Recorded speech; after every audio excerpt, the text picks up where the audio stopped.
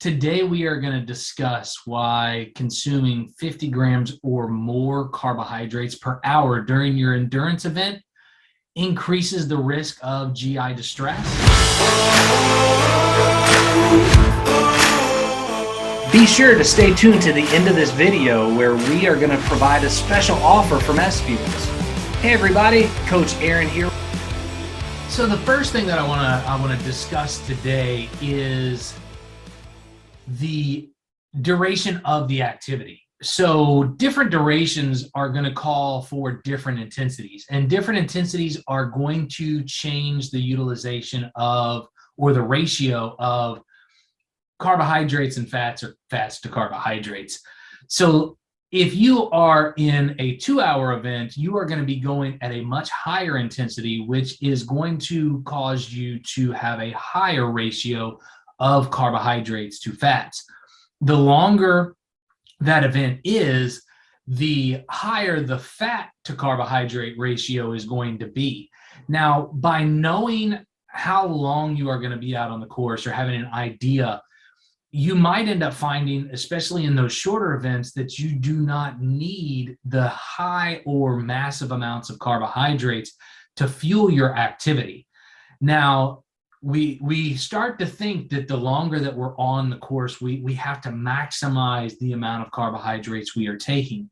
That is really not the case, because when we start to consume higher amounts of nutrition, especially carbohydrates, there are certain things that we are going to discuss in the next point that are happening in our body that are preventing us from absorbing most of the nutrition that we are consuming. So by managing a lower amount of carbohydrates and just overall intake, it's going to allow our body to be able to absorb more of what we are putting into it. So let's lead into that part of why is it that we are not absorbing the nutrients that we are providing to our body. So that leads us into our second point. And here at SFuels, we published an article back in 2021, which we will include in this video, of the number one reason individuals did not complete their event was because of a DNF from gut distress. And in this, we got the information from post-race and Ironman, where there was a survey sent out that just surveyed why individuals did not finish the race. And what that information showed was the number one reason why individuals did not complete that race was not due to bike issues, was not due to them not being prepared for that race. It wasn't an injury. It was actual GI distress. And what that information came to find out was that it was individuals taking too much carbohydrate. And that makes perfect sense to us, because in that sense, when the body is being asked to do things at either high intensities with duration, or long duration intensities, there's things that take place in the body. And one of the first things that takes place is blood shunting to the gut. And what that means is the gut is getting less oxygen to do what it does, breaking down nutrients, allowing them to be absorbed, and then allowing that absorption to be utilized for energy in that sense. And that takes place when we start to get either really intense, or the duration of time that we are asking activity from our body, that starts to add up, that starts to pile up. And when we continue to take massive amounts of nutrition, especially carbohydrates, the next thing that takes place is gut mobility starts to stall. So what gut mobility is how quickly we move things through the gut to again allow them to be broken down and absorbed and then utilized for energy. So what we find is that over the course of longer durations, when we have that lack of gut mobility, things start to stockpile in the stomach. when we start to stockpile things in the stomach, it gets very uncomfortable, and that causes gastrointestinal distress. And in that sense, that's another reason why we have issues at times when we have consumed too much that our body doesn't react, and it causes negative outcomes in our race results.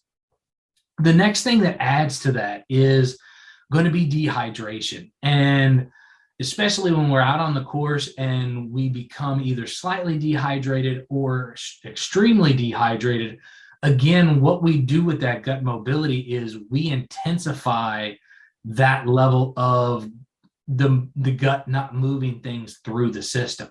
So when we are starting to go through an area or a time of dehydration, we are increasing the volatility of that gut mobility, which again is just really causing things to pile up on top of themselves, increasing that risk of GI distress. And in this, it's going to be the number one factor that's going to make you shut it down that day.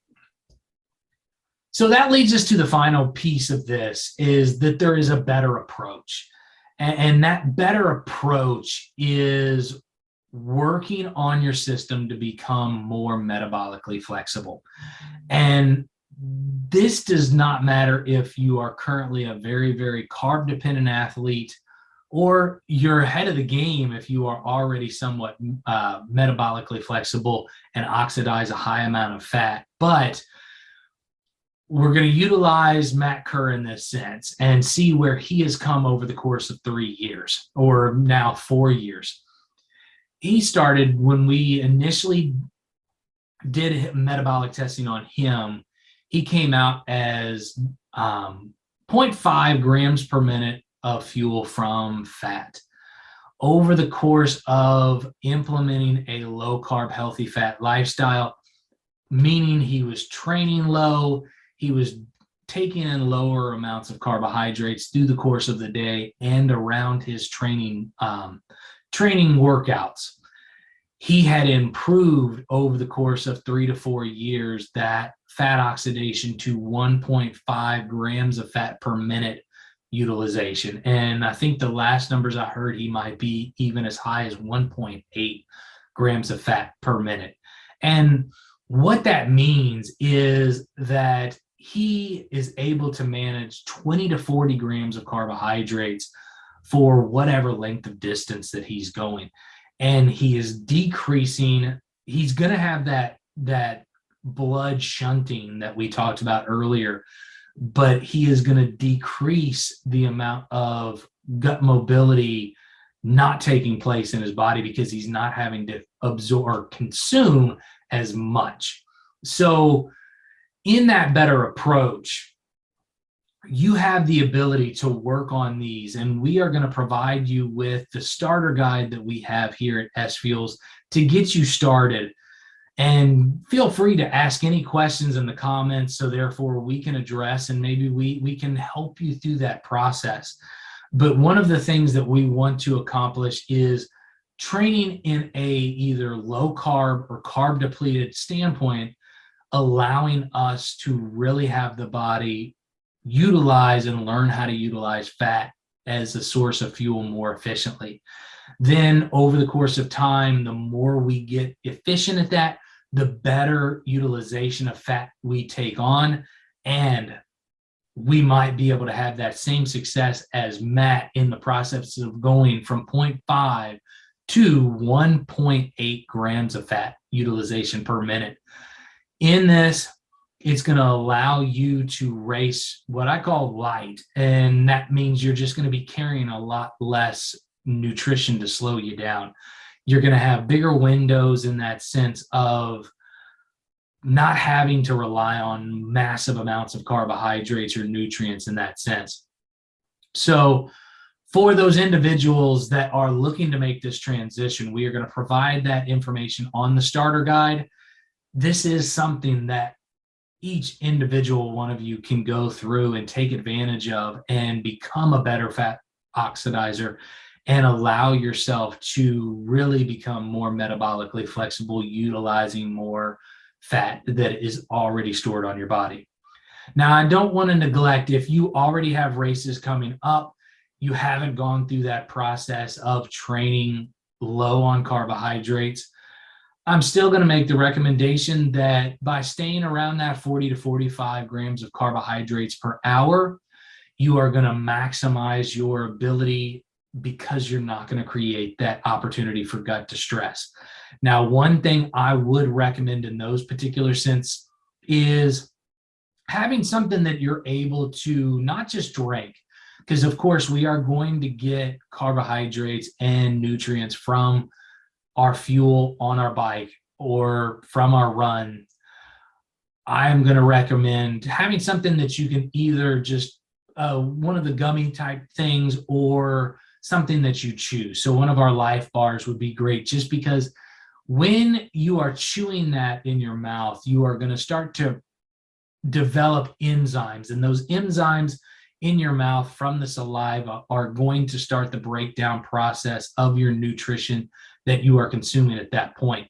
So as it's going down the esophagus, as it's going into the stomach, you are going to more likely break down those nutrients, absorb those nutrients, being able to use those as fuel. So that is one key component that I would recommend for those individuals that have not been able to train low and make that transition to a low carb, healthy fat racing style.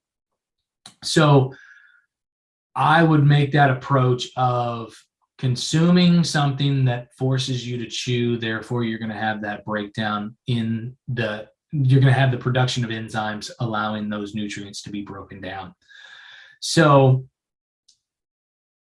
that should bridge the gap for you to be able to get to a point where you can then start to train to become more metabolically flexible, putting in the hours and time in a carb depleted state from your training bouts to really increase the utilization of fat.